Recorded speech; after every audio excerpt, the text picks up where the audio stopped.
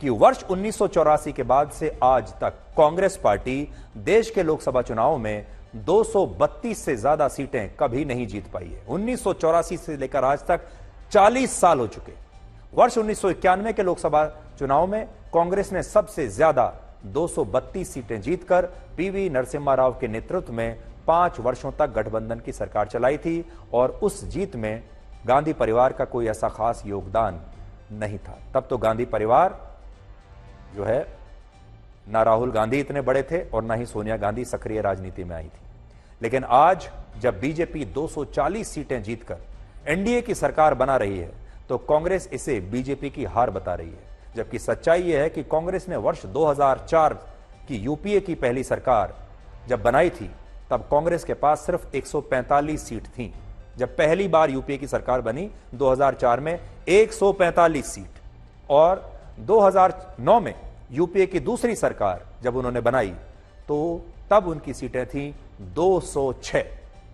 तो जब कांग्रेस को 206 सीटें मिलती हैं तो वो कहती है कि हमारी विजय हुई है, पूरे देश ने हमें वोट दिया है और जो जनादेश है वो हमारे पक्ष में है। जब 206 सीटें उनको मिल जाती हैं और जब 240 सीटें बीजेपी को मिलती हैं तो वो कहती हैं, जो कहते हैं कि ये जनादेश बीजेपी के खिलाफ है, ये नरेंद्र मोदी के खिलाफ है, लोग मोदी को नहीं चाहते।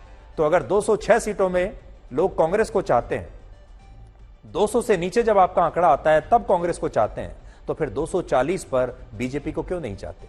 सबसे बड़ी बात यह है कि यूपीए की 10 वर्षों की सरकार के बाद जब कांग्रेस ने वर्ष 2014 का चुनाव लड़ा, यानी 10 साल सरकार चलाने के बाद 2014 का चुनाव जब लड़ा, तब उसकी सीटें 79% कम हो गई, 79% कम हो गई, यानी वो एक तरीके से साफ हो गई और कांग्रेस पार्टी 206 सीटों से सीधे 44 सीटों पर आ गई 10 साल सरकार चलाने के बाद। जबकि बीजेपी ने 10 वर्षों की सरकार के बाद जब इस बार चुनाव लड़ा तो उसे सिर्फ 21% सीटों का नुकसान हुआ और उसकी सीटें 303 से 240 पर आ गई।